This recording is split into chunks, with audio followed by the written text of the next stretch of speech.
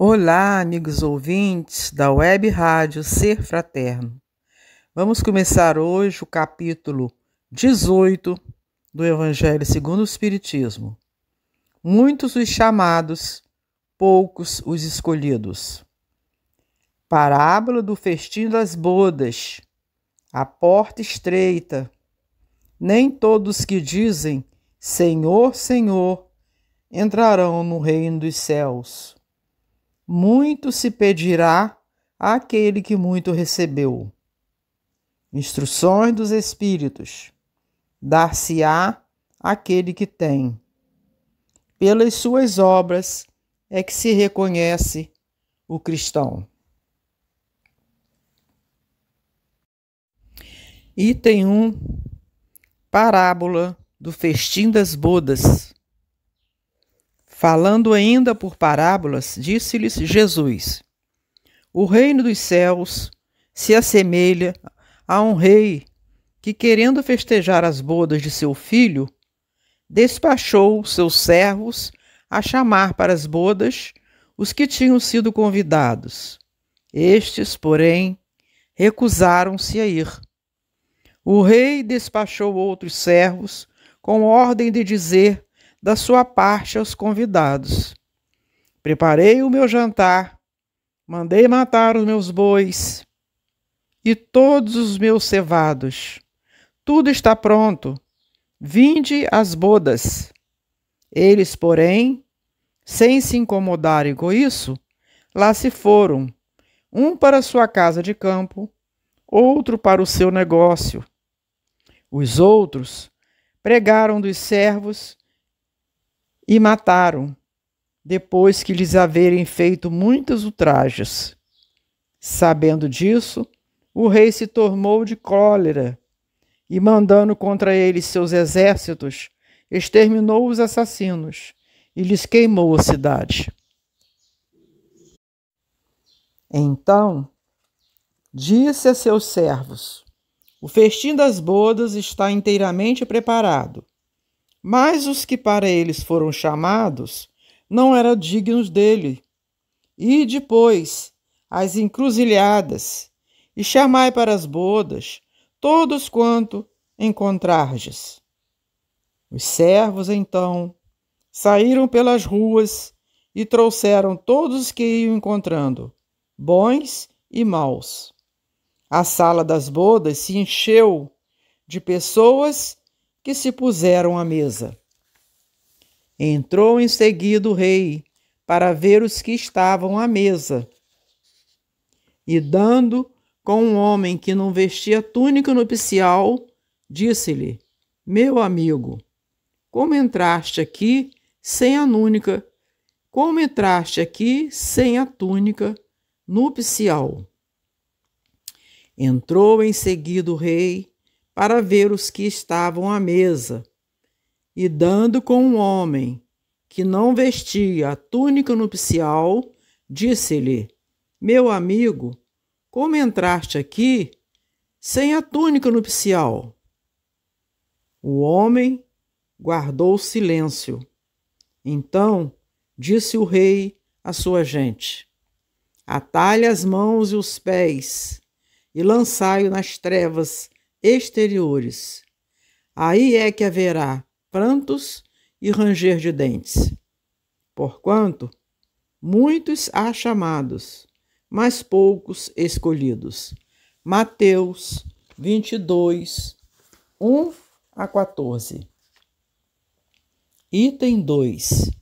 O incrédulo sorri a esta parábola, que lhe parece de pueril ingenuidade, por não compreender que se possa opor tanta dificuldade para assistir a um festim, e ainda menos que convidados levem a resistência a ponto de massacrarem os enviados do dono da casa.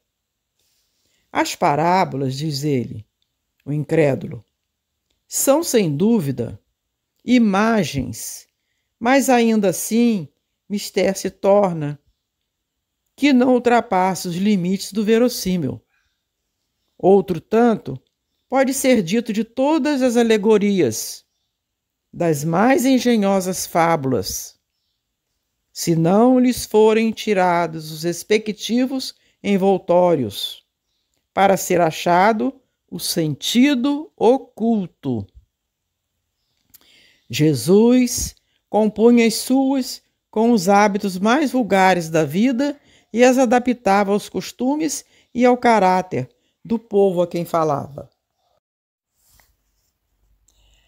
A maioria delas tinha por objetivo fazer penetrar nas massas populares a ideia da vida espiritual, parecendo muitas inteligíveis quanto ao sentido, apenas, por não se colocarem nesse ponto de vista os que se interpretam. Na de que tratamos, Jesus compara o reino dos céus, onde tudo é alegria e ventura, a um festim.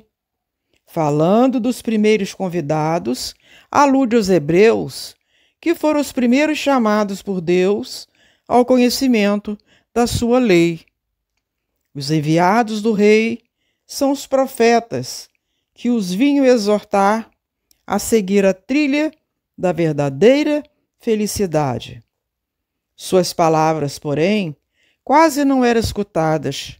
Suas advertências eram desprezadas. Muitos foram mesmo massacrados, como os servos da parábola. Os convidados que se excusam, pretextando ter ir cuidar de seus campos e de seus negócios, simbolizam as pessoas mundanas que, absorvidas pelas coisas terrenas, se conservam indiferentes às coisas celestes.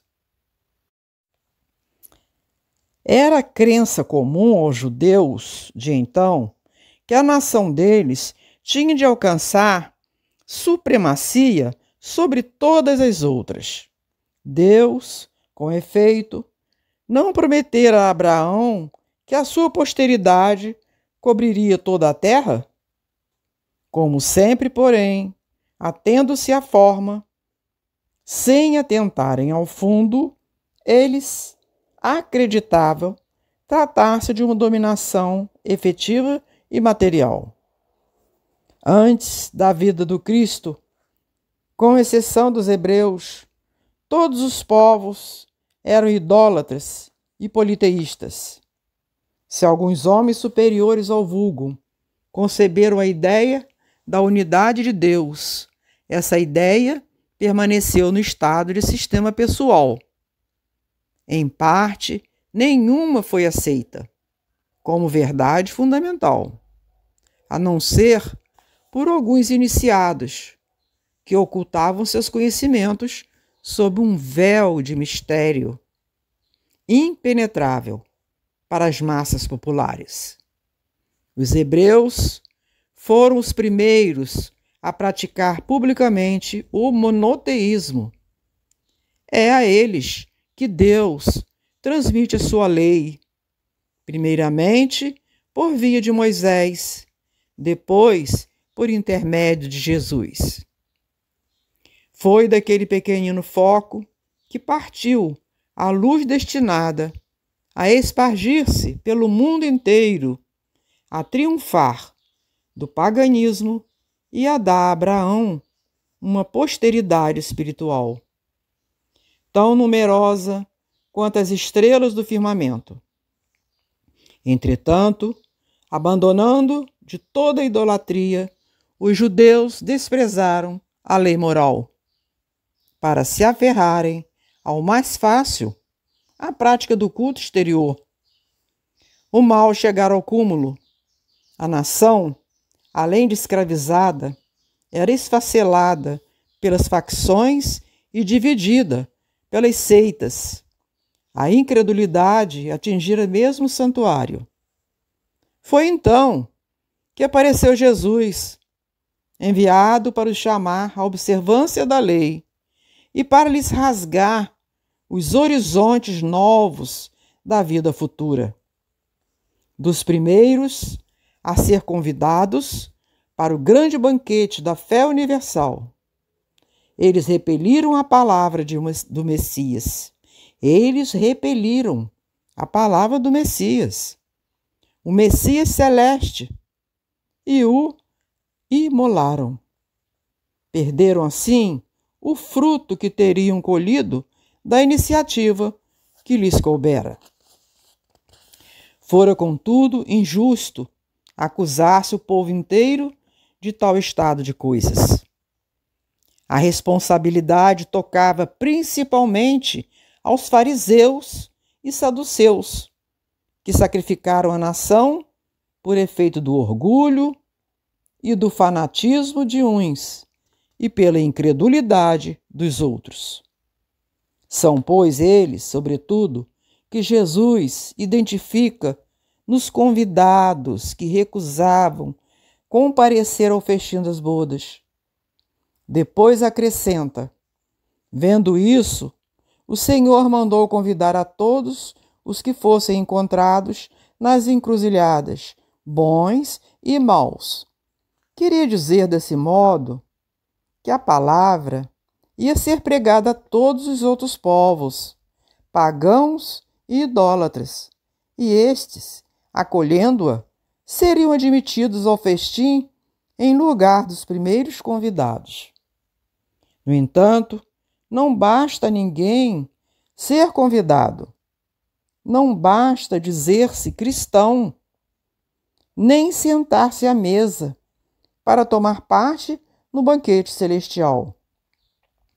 É preciso, antes de tudo, e sob condição expressa, estar revestido da túnica nupcial, isto é, ter puro o coração. Isto é, ter puro coração e cumprir a lei segundo o Espírito. Ora, a lei toda se contém nessas palavras: fora da caridade não há salvação. Fora da caridade não há salvação. Entre todos, porém, que ouvem a palavra divina, quão poucos são os que aguardam e a aplicam proveitosamente. Quão poucos se tornam dignos de entrar no reino dos céus. Eis porque, disse Jesus, chamados haverá muitos, poucos, no entanto, serão escolhidos. Muito bom pensar nisso. Item 3. A porta estreita. Entrai pela porta estreita, porque larga é a porta da perdição, e espaçoso o caminho que a ela conduz, e muitos são os que por ela entram.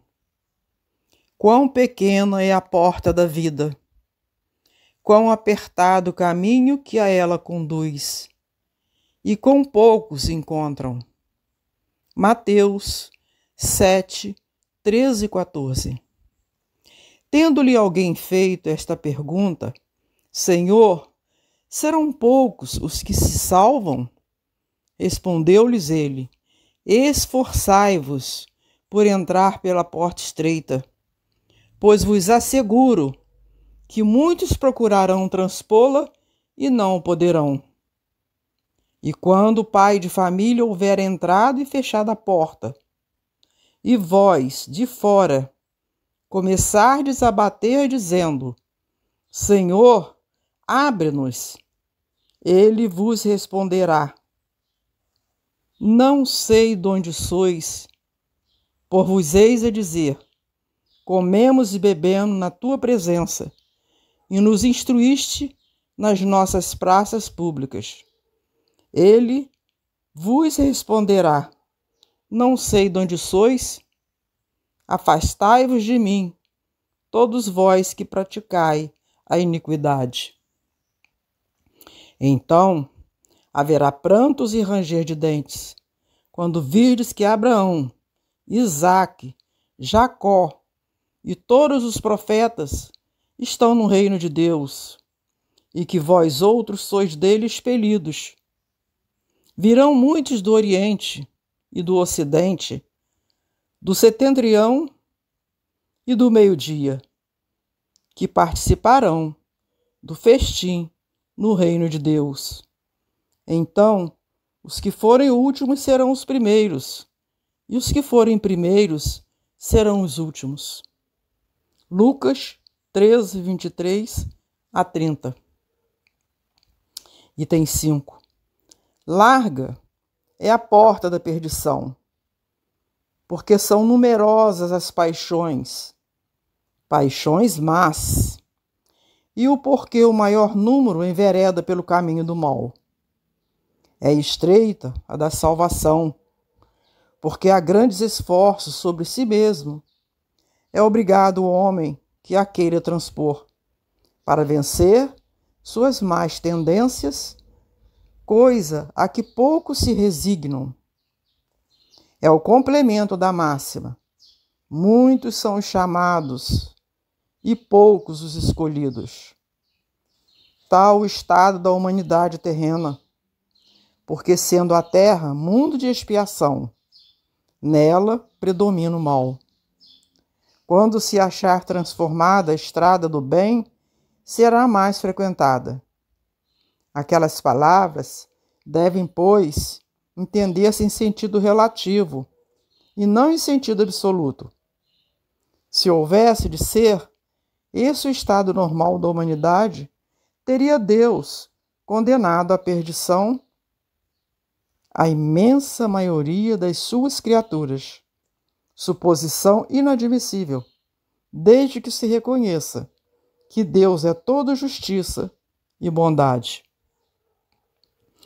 Todavia, de que delitos esta humanidade se houvera feito culpado para merecer tão triste sorte, no presente e no futuro, se toda ela se achasse degradada na terra, e se a alma não tivesse tido outras existências? Por que tantos entraves postos diante de seus passos? Por que essa porta tão estreita, que só a muitos poucos é dado transpor, se a sorte da alma é determinada para sempre, logo após a morte? Assim é que, com a unicidade da existência, o homem está sempre em contradição consigo mesmo e com a justiça de Deus. Com a anterioridade da alma e a pluralidade dos mundos, o horizonte se alarga, faz-se luz sobre os pontos mais obscuros da fé. O presente e o futuro tornam-se solidários com o passado. E só então se pode compreender toda a profundeza, toda a verdade e toda a sabedoria das máximas do Cristo. Nem todos os que dizem Senhor, Senhor, entrarão no reino dos céus. Item 6, capítulo 18. Nem todos os que me dizem Senhor, Senhor, entrarão no reino dos céus. Apenas entrará aquele que faz a vontade de meu Pai, que está nos céus. Muitos nesse dia me dirão: Senhor, Senhor, não profetizamos em teu nome? Não expulsamos em teu nome o demônio? Não fizemos muitos milagres em teu nome? Eu então lhes direi em altas vozes: afastai-vos de mim, vós que fazeis obras de iniquidade. Mateus 7, 21 a 23. Item 7. Aquele, pois, que ouve estas minhas palavras e as pratica, será comparado a um homem prudente que construiu sobre a rocha sua casa.